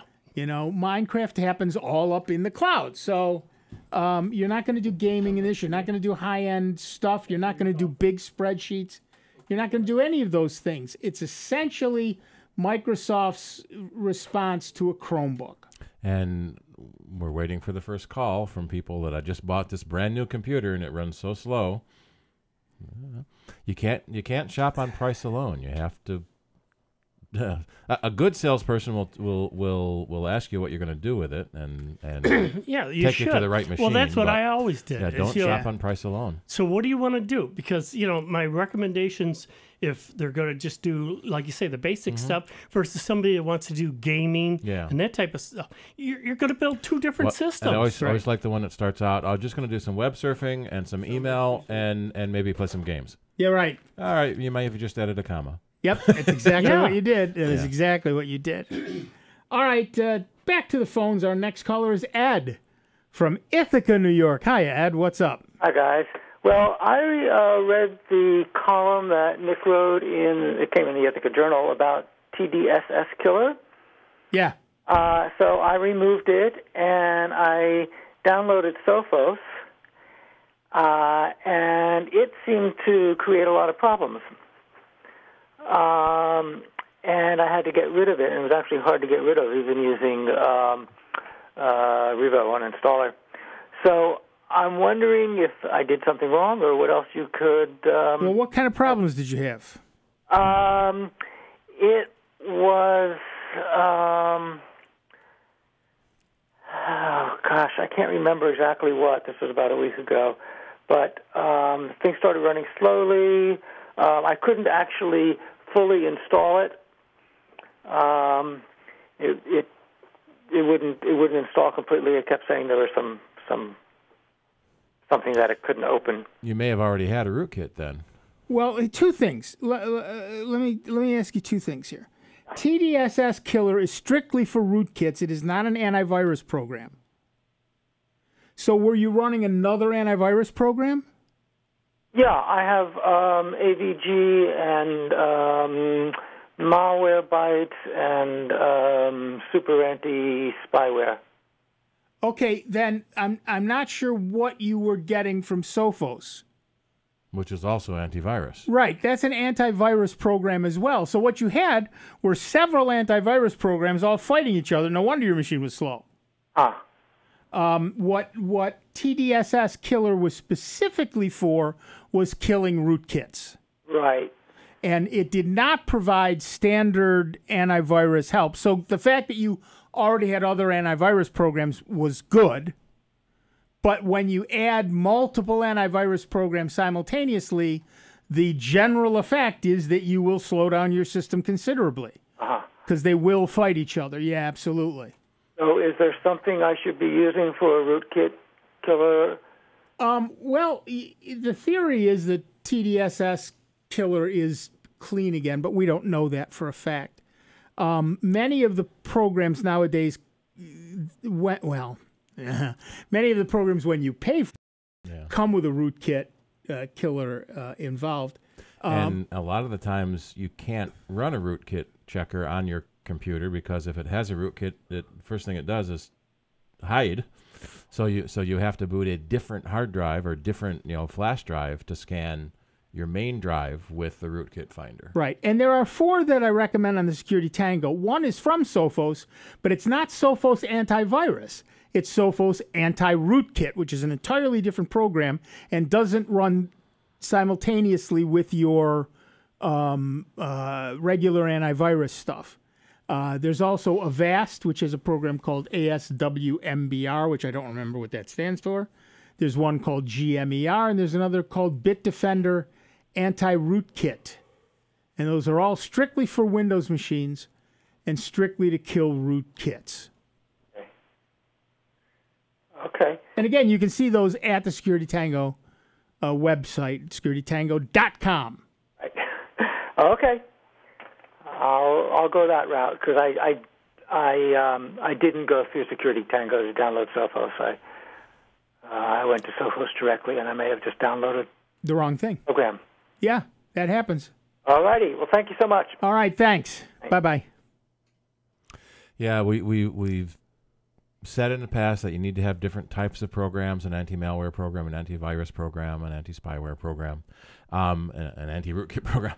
And so a lot of the companies will try to make a suite that does everything. And what we have found over the years is those suites tend to slow everything down because they're trying to do too much at once. Remember Norton for a while there? Horrible. Oh, it was so many folks were, getting off of that because the way it slowed down the machine. They had to rewrite all the code to make it cleaner and slimmer and gain people's confidence back. Right. Because they were saying, no, you add too much stuff. You're doing too many things. You're slowing the machine down. Right. And it was. And every now and then, my Sophos will stop and warn me that my malware bytes is infected. Right. Because they are trying to do a little of the same thing. Mm-hmm. So Sophos is seeing the malware definition inside of malware bytes. Yeah. Right. And warning me that it's in there, and I have to say, yeah, that's okay. It's supposed to be there because it's looking for something else. Right. And that's just a good example as to why you don't just blindly click keys when you're running these things. Yeah. You read every word that they put up because sometimes you have to use your human intelligence and say, yeah, no, we're good with that one. Thanks. Yeah, but it's... That second word there's the key. Intelligence? Yeah. I'll grant you at least human. Right. And there lies the challenge. But it's a tough thing as the bad guys get more and more sophisticated. We have to get more and more knowledgeable about the way our computers run. You know, you can go out and buy a car, and as long as you know where to put the key, assuming it still has a key, and how to start the engine, you can go somewhere. But computers are getting more difficult that way. Listen, we're going to take a quick break. Back in just a couple of minutes with Dave Enright, Steve Ray, me, Nick Francesco, and you. It's 19 minutes after the hour. It's Sound Bytes. It's member-supported Jazz 90.1. It's America's longest-running computer show. Back to more Sound Bytes with Nick, Dave, and Steve. Next on member-supported Jazz 90.1. Jazz 90.1 is supported in part by our members and by the Rochester City Ballet, presenting All That Jazz, the music of Dave Brubeck and others. September 29th through October 1st at the Nazareth College Performing Arts Center. For more information and to purchase tickets, you may visit rochestercityballet.org. As a veteran of the United States military, I can finally get the opportunity to enjoy special events, things that we couldn't afford, thanks to VetTix. Every empty seat at a concert, a game, or a play is a missed opportunity to say thanks to a veteran and service member. We can give our veterans a special event where they too can create their own cherished memories. Visit vettix.org. Find out how you can make a difference in a veteran's life. Listen, as a hiring manager, I've got to tell you, the best job candidate isn't always the typical candidate. Sometimes they're a grad of life. Meet the grads of life. Young adults of unique determination and experience, an ideal fit for your company in an entry-level position, internship, or mentorship. They might not have every qualification you typically look for, but they're exactly who your company needs. Sometimes the best candidates aren't the ones you're used to. Go to gradsoflife.org to learn how to find, cultivate, and train this great pool of untapped talent. Brought to you by the Ad Council and gradsoflife.org. Hi, I'm Viola Davis. Did you know that 1 in 6 kids in America struggle with hunger? Growing up, I was one of those kids, but we can solve this. When we make breakfast happen for kids in our neighborhood, we have the power to end childhood hunger. We create bigger, brighter school days and healthier minds and bodies. Go to hungeris.org and lend your time or your voice. A message from the Albertsons Companies Foundation and the Entertainment Industry Foundation. What's small, pretty, and worth lots of money? It's the Jazz 90.1 Enhanced Member Card, and now it's worth more than ever with the addition of 35 wineries to the list of restaurants, stores, and other businesses in the Rochester area, discounting prices exclusively to members of Jazz 90.1. You can even use your card when you travel in the U.S. It's a great way to reward yourself, all while supporting Jazz 90.1. Don't have a Jazz 90.1 member card? Well, get one by making a pledge of support at the $90 10-cent level or above to Jazz 90.1. For more information on becoming a member, call 966-5299 or pledge online at jazz901.org. There's no better way to test drive a restaurant than to take them up on a dining incentive. And Jazz 90.1 has dozens of them for you to try. Test drive a new taste with the Jazz 90.1 Enhanced Member Card for your pledge of $90.10 or more to Jazz 90.1. It's good for the duration of your membership. Get the Enhanced Jazz 90.1 Member Card by calling 966-5299 or online at jazz901.org. And now, a check of your Jazz 90.1 weather forecast. Some rather cool weather this weekend across Rochester, Western New York, and the Finger Lakes. Your Saturday starts with clouds and a shower and then finishes off with some partial sunshine, the high temperature in the upper 50s with a cool breeze. Tonight brings patchy clouds and starlight, the overnight low temperature right around 40 from the city up to the lakeshore, 30s south of 5 and 20 where a touch of Patchy frost is possible into Sunday morning. Sunday itself looks mostly sunny, the weekend pick for sure. Highs in the middle 60s. I'm meteorologist Josh Nichols for Jazz 90.1. And currently we're still sitting at mostly cloudy skies and 55 degrees at the airport and 50 degrees here at member-supported Jazz 90.1.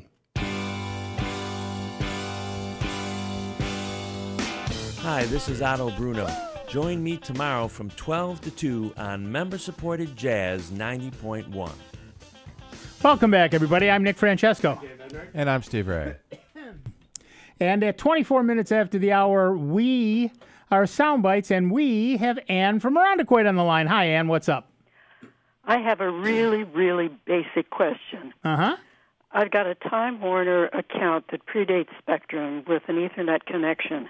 And for the past couple of weeks, it's been really slow. It took about 20 minutes to download 5 megabytes to update my antivirus this morning. Uh-huh. So I checked the speeds that Time Warner is supposed to provide for its various plans. And their basic one says it's 5 megabits per second. Right. It's most of the speed programs that you can use to test your downloads is in kilobytes. I need to make sure I've got the right way to convert megabits into kilobytes. Oh. Many of the speed test programs will do that for you.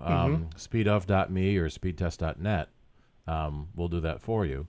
But an easy way is multiply by 10. Multiply by 10. 10 bits multiply, per byte. what am I multiplying by 10, sorry?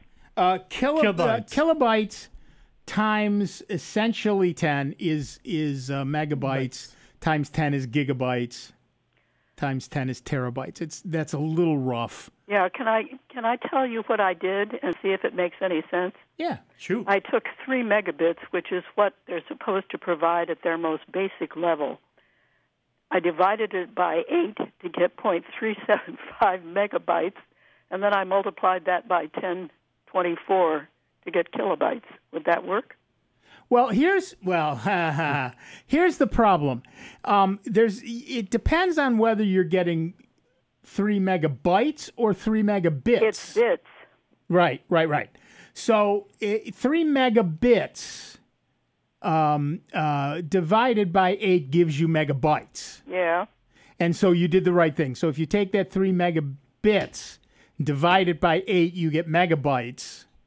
And then if you multiply it by 1024, you should get kilobytes? You get kilobytes. And if you multiply that by 1024, you get megabytes. And if you...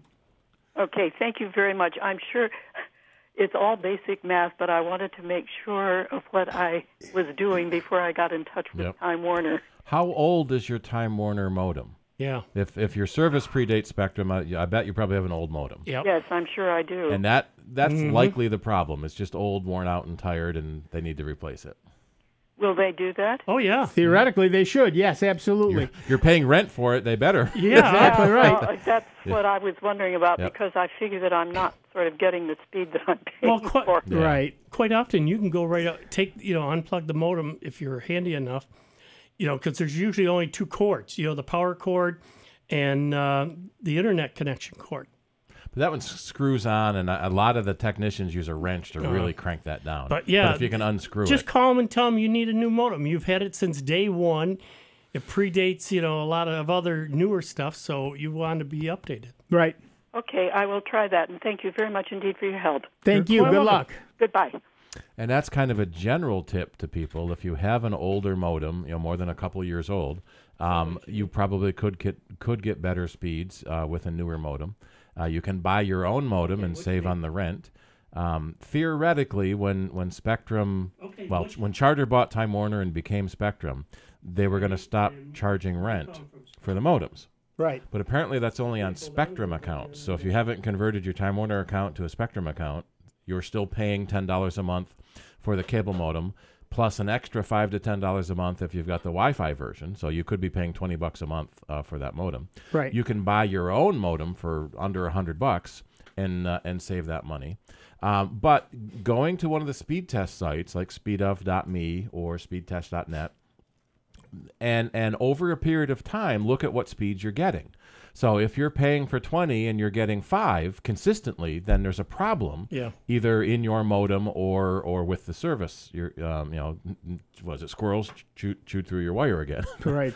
And so you can't just go by a spot test, run it once and say, oh, I only got 5. Run it again and see what you got, and run it in different times during the day, because a lot of times around noon it's busy because everyone's at lunch, and right after school it will get busy because the kids just got home from school.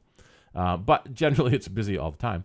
And so taking a speed test 3 or 4 times a day over 3 or 4 days, just to get a sense of what your average speed is before you complain that you're not getting what you're paying. Well, for. that's what I've been doing, because I just got the different service, and I'm up to, on an average, it goes between 69 and 72. So if you average out, which now, see, that's interesting, because with Spectrum, they're advertising 60 megabit. Yeah. And so you're getting more than you're paying for, and you're happy. Yeah. With Time Warner, they advertise 20, and if you got 15, oh, that's pretty good.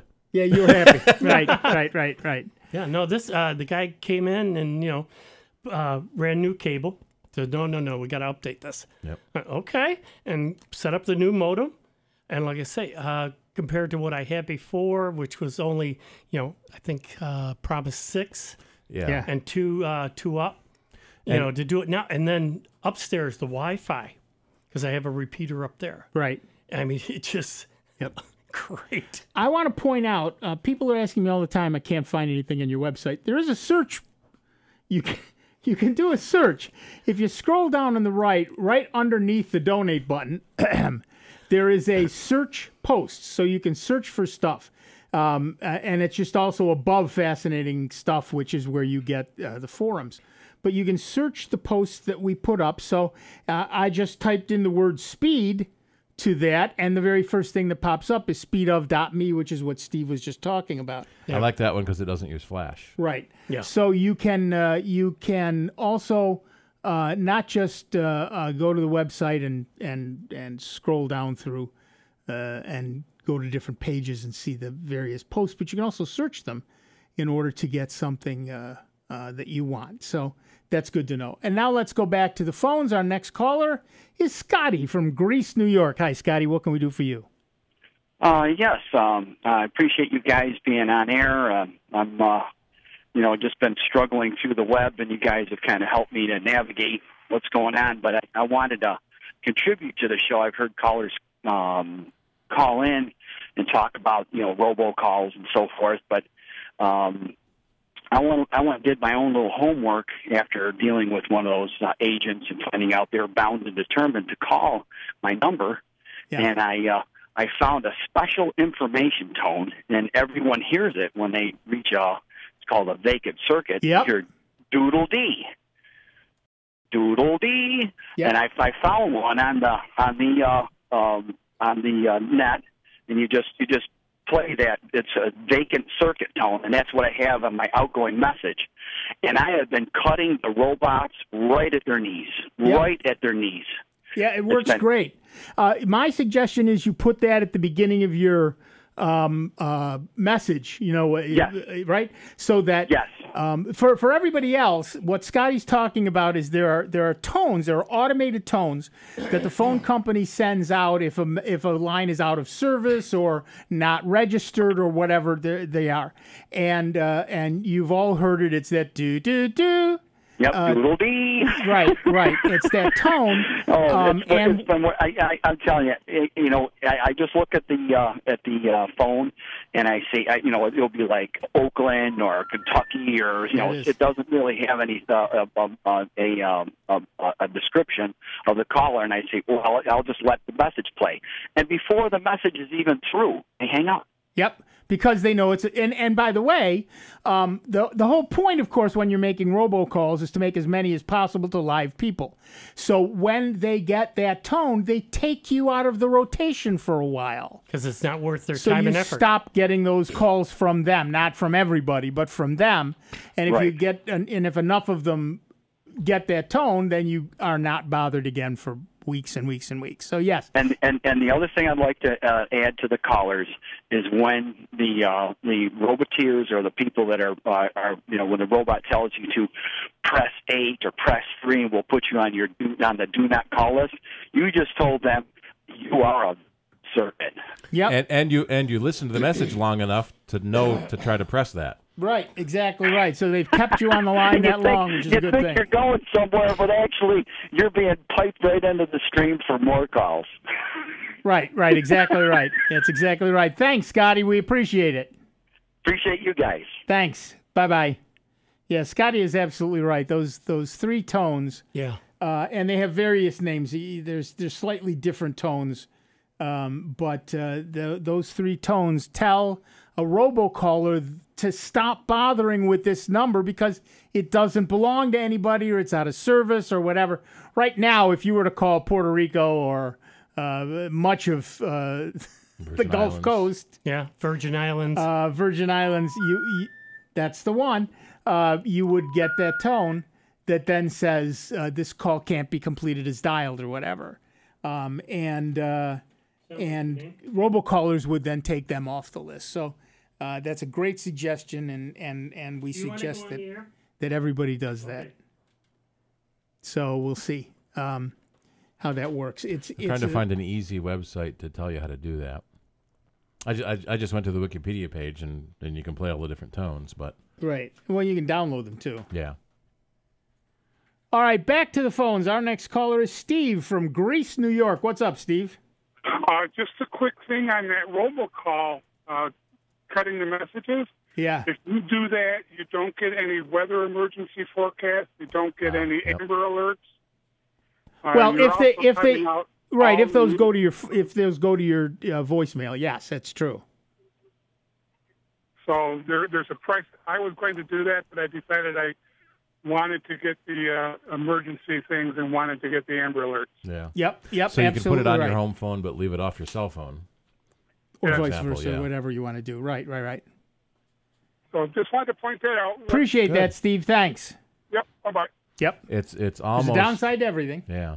It's almost amusing when an Amber Alert comes out at the office because then everybody's phone goes off, but not exactly at the same time. It takes a second or two. And so... Well, you have to remember, are these coming over the text messages? It's a cell phone emergency Amber Alert that apparently has its own special way to get into your phone through the cellular network. Right, but the problem with that, of course, is that the cellular networks are very screwed up. They were originally, of course, designed for voice, and then they added text messaging as a second channel. They used one of the unused side channels. And I believe that Amber Alerts and things like that also use unused side channels. But the problem is the priority of those things. You know, how important are they? Now, you would think Amber Alerts would be super important. But as far as the phone company is concerned, phone calls are super important. So if their systems are fairly full, those things wait. Which is why sometimes 2 people who both are supposed to get the same text message, one of them will get it minutes earlier than the other one. Yep. Or half an hour earlier. And a lot of times that's frustrating when you're trying to communicate via text and the message doesn't come in, for a day. Right. And then suddenly it was like there was a plug somewhere and everything came unplugged and then you got a million messages at once. We heard the same thing with email too, that email can get stopped up somewhere along the way and then suddenly literally the floodgates open and it comes flying through. Right. And so it's hard to say don't rely on text or email to run your business because so many of us are. Yeah. But those types of services are not guaranteed to make it through to the other end. That's exactly right. I'd tell you a UDP joke, but I'm not sure you'd get it. Nor do I care. But we've had times in our office where someone has mailed in or emailed in a request for a quote, and Jackie answers these things immediately. It's like she can't hear the new message ding without answering it. But it took half an hour apparently to come in. She answered it immediately and got a response back. Oh, we already bought it. You took too long to answer. Right. Okay, 1, half an hour? Really? Yeah. Right. And 2, Yeah. Yeah. Right. Yeah. It's basically the text messaging service is women and children first, and email messaging systems again are basically when you're getting them on your phone, they're women and children first. So it's a very tough issue for people who think these are reliable methods of communication. They are not. Well, and interestingly, generally they are, until you consider how many billions, literally billions of messages are flying around through the air every day. In just an hour. Right. Yeah. In just an hour. Well, every morning at 8 a.m. and at 8 p.m., I send myself a random quote from a list of 4,000 or 5,000 that I have. And I text it to myself. I thought you typed those in every day. I know, unbelievable, isn't it? And I set it to go off at 8 o'clock. This morning, didn't show up till 8:45. Yeah. And I know it went out on time because I can go look at the logs of the server. Yep. You know, so I know it went out at 8, but it certainly didn't come through at 8. All right, we're going to take a quick break. We will be back in just a couple of minutes with Dave Enright, Steve Ray, me, Nick Francesco, and you. It is 39 minutes after the hour. You are listening to Soundbites, and I know you're out buying an AM radio right now. So you're listening to Soundbites on member-supported Jazz 90.1. Computer talk you can understand. More Soundbites is next on member-supported Jazz 90.1. Before you call into our show, please make note of the following rules. 1, turn your radio down. 2, turn your radio down lower. 3, remember, nobody has invented a good-sounding speakerphone yet. Don't use them. 4, make sure you have a point. It makes for a more interesting show. 5, calling does not guarantee you'll get on the air. No whining. 6, if you do get on the air, please do not tell the host what you just told the screener. We don't care. And 7, is that radio turned down yet? We hope this will make for a more enjoyable program, and we thank you for your time. Hey, at our startup, my team and I move at the speed of tech 24/7. Bottom line, I just want the news that matters. So I turn to my local radio and TV stations. I want to hear from people who live and work in my town, people I know and trust. For the best entertainment, sports, news, weather, and traffic, anytime, anywhere, I stay local. Support your local stations. Text RADIO to 52886. Furnished by the NAB and this station. Message and data rates may apply. Reply STOP to opt out. Are you in the mood for a new clothing item from the Jazz 90.1 online store?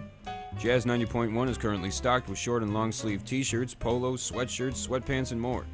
Visit the Jazz 90.1 online store and see all the great items available so you can tell the world, tastefully, that you are a proud Jazz 90.1 listener.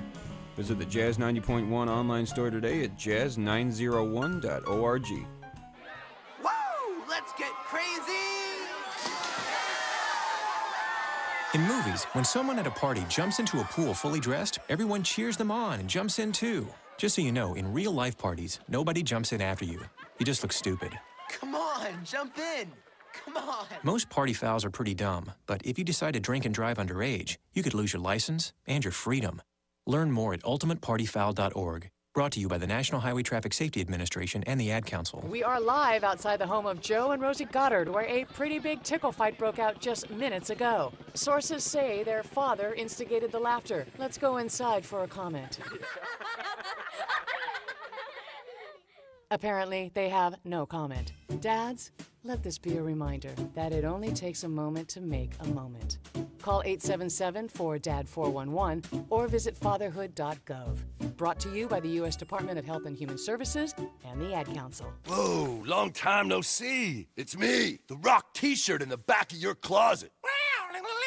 Dude, remember? You crowd surfed in me, man. But you haven't worn me in like forever. I get it, you're retired, but I still got some rock left in me. So take me to Goodwill, where I can really make a difference. Your donations to Goodwill create jobs, training programs, and education assistance for people in your community. To find your nearest donation center, go to goodwill.org. Donate stuff. Create jobs. A message from Goodwill and the Ad Council. Here's the latest Jazz 90.1 weather forecast.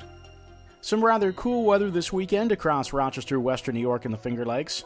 Your Saturday starts with clouds and a shower and then finishes off with some partial sunshine, the high temperature in the upper 50s with a cool breeze.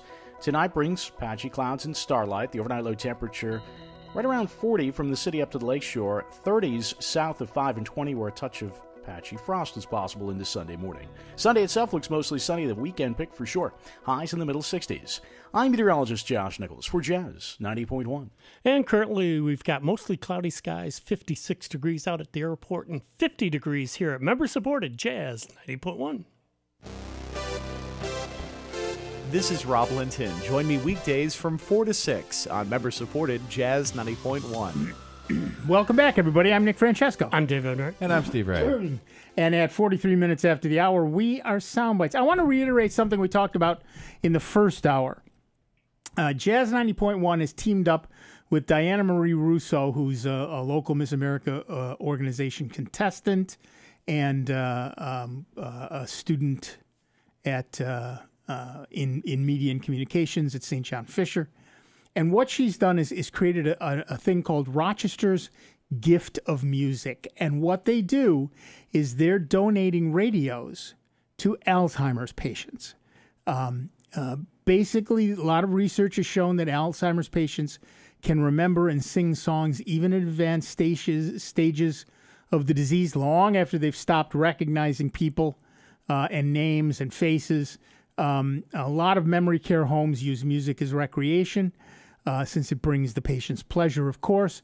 And beyond the entertainment value, there's growing evidence that listening to music can also help stimulate seemingly lost memories and even help maintain some cognitive functioning.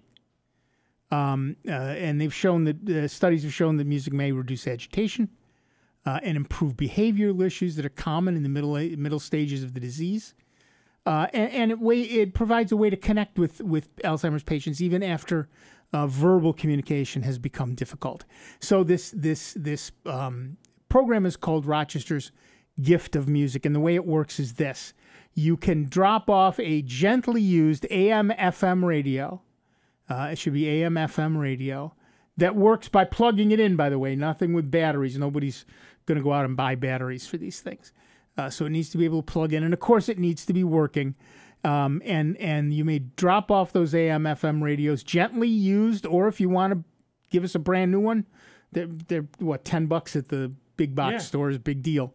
You drop it off here at the Jazz 90.1 studios during regular business hours. That's Monday through Friday, 9 to 5. Monday through Friday, 9 to 5. Monday through Friday, 9 to 5. What time? It would be Monday through Friday, 9 to 5. Oh, okay. Thank you. In case I forgot to say that. So drop off those gently used or brand new AM/FM radios that plug in during regular business hours, and we'll clean them, we'll service them, but we do want them to be working when they get here. And deliver to two of the memory care facilities locally, Crimson Ridge Gardens and John's Nursing Home. So far, those are the two.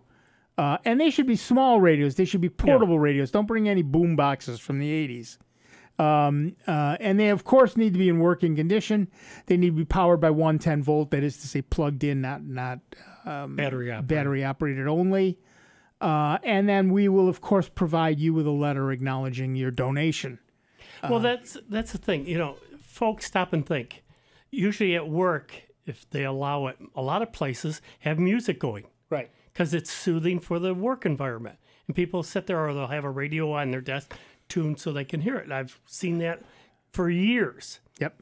So just think about, somebody else that has this illness. Right. And how it can help them. You know how it feels when you're trying to work stuff and you got good music playing along. Day goes by fast. You're a lot calmer and everything else. Put yourself in their spot and do something for them as far as offering, like you said, a $10 radio. Right. So it doesn't cheap. have to be a big deal. And equally importantly is we tend not to think about radios too much anymore. Although statistics say that 50% of people listen to radio at some point during their day, and that 50% actually listen I put that wrong. But anyway, the point is this. Many of us nowadays, we listen to radio through our computers or our phones or whatever, and they're streaming, and they're Spotify, and they're TuneIn, and they're all of that stuff. But let's not forget that a lot of people, particularly Alzheimer's patients, older folks, don't have access to that, and the Alzheimer's patients can't manage much of that stuff. Yeah. Having a standard AM radio that can just be turned on and left playing all day long, they don't, we all want to have our Bose speakers and our $7,000 amplifiers blah, blah, blah. and everything. You know what? Yeah. So what? These people just want to hear the music. And so an inexpensive AM, FM radio that plugs into the walls, all they need. And you can help. And what a great thing to do. What a mitzvah this is to turn around and... And I would think since they're a nonprofit organization... Well, we provide a letter about your donation. So they turn around and it's a win-win. Right. They're being, considerate enough to help out. Right. And they're also getting a tax deduction. Right. So I mean, it's nothing wrong with that. And half of you are out right now anyway, sitting in the car in the parking lot, listening to the show while somebody else is doing the actual shopping. So why don't you, at the next place you stop, pop in and grab a $10 AM FM radio and drop it off at the studio during the week, 9 to 5, Monday through Friday. And it would be a beautiful thing to do, and I would personally be very grateful if you did that. And expose a lot of folks to music that, don't hear a lot of it. Yeah, my dad was in a nursing home for a lot of years, and some of the more aware and with it patients had TVs or had radios and were fine. But there were a lot of Alzheimer's patients who had, let's be honest, abandoned by their families. And they were sitting in rooms with no radio, no TV, just sitting there staring at the walls. And the staff can only do so much. And by providing these radios, you're helping out the people who have nothing. And what a beautiful thing to do, knowing that you have improved someone's quality of life. Easily and cheaply. And how do you beat that? So go do it right now. The next store you pull into, go in and get that. One of the stores nearby will sell radios. It's inexpensive, AM, FM radio that has a power cord, and drop it off at the studios Monday through Friday, 9 a.m. to 5 p.m. And we're in the Greece Olympia School District, buildings, and it's easy enough to find. We're off on the side entrance number 24. You'll see the signs for the jazz station, and please be generous, be kind, not to us, but to the folks who are lost in their own heads. It's a beautiful thing to do, and I personally would be very appreciative for everybody who did it. You can read about it on the website, jazz901.org, and we'll be taking these for a while, so there's no rush. Or, of course, you could bring one a week. $10 a week. How is that a bad thing for a few weeks? Yeah. Help some people out. Get some radios. Walk in with a 50 and walk out with 5 radios. How bad is it? Well, then there's tax, but still. But you're going to get get 4 radios. But you're still getting the tax deduction. Right. Walk in with a couple of $100. And bring the radios here, and we'll give you that letter acknowledging the donation, and it'll be fine. Save your receipt. Save the receipt, and we'll do that, and it's all good, and everybody wins, particularly the folks with Alzheimer's who just sit in a room and stare at the walls all day long because they don't have any music. They don't have anything to bring them out of their shell. And like I said, research is proving that music will help people retain some cognitive functioning that they would normally lose. It at the very least retards the effects of the disease, and anything that helps a person gain a day, an hour of their brain. Or like I was saying before, the anxiety sometimes that they can suffer from, that they get nervous because they know they knew it. Right. But can't remember it. And that music, the calming music, just sort of settles them down that, they're not getting so eager and frustrated at stuff. Right. And everybody knows there's enough stations in this town that you'll find something. Yeah. I mean, they're not going to want to, do rap music or anything else like that. But, yeah. But, most of the folks I would think, like Jazz 90.1 or one of the more mellower ones. Oldie stations, yeah, things oldies like that. And that Absolutely. type of stuff. Again, something that they can relate to, like the oldies. Right. And, of course, we all think, like I said, well, I get that on my phone, or I can get that through my computer, or my Echo, or my home, but they don't have that. They can't do that. And even if they had those devices, many of them can't operate those devices. So something that the nurses or aides can just go in and turn on, and leave them listening is a beautiful thing. So please be generous. This is huge, and all props to Diana Marie Russo for coming up with the idea. All props to Rob Linton and the folks at Jazz 90.1 for being open to the idea, and they've done their part, and now it's up to the rest of us. Please bring those radios, AM, FM radios. They don't have to be fancy. They don't have to play tapes or CDs or 8 tracks or whatever you have. You know what I was thinking? If they do, that doesn't matter. We're not going to use that part anyway. But so if you have an old radio, AM, FM radio that also plays 8 tracks, we'll take that. Just a clock radio too. Right, exactly. Exactly. Well, those are generally the ones that are $10 or $12. You get one of those. Exactly right. So please be generous, be kind, and bring it down. All right. So that brings us to the end of another show. I want to thank everybody who called in today. I want to thank Dave Enright. I want to thank Steve Ray, although I'm never sure quite why, but I do it every week. I'm Nick Francesco. We're done for another week, but don't go away. George is coming in to play the best German music you will hear all week. Michael's here to keep him on the straight and narrow, so there's very little to fear from spending another couple hours listening. And we will be back with you next week with a whole lot more of the longest running computer show in the known universe. That's right. It's Sound Bytes right here on the Truly Great and truly grateful to you that we are member-supported Jazz 90.1. We will see you in just 166 hours. Have fun. Drop off those radios. Woo! Let's get crazy!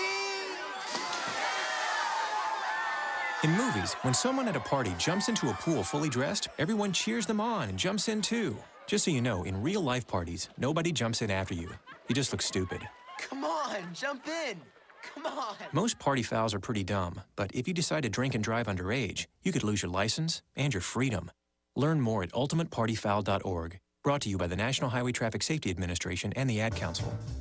What's small, attractive, and worth lots of money? It's the Jazz 90.1 member card, and now it's worth more than ever with the addition of 35 wineries to the list of restaurants, stores, and other businesses in the Rochester area, discounting prices exclusively to members of Jazz 90.1.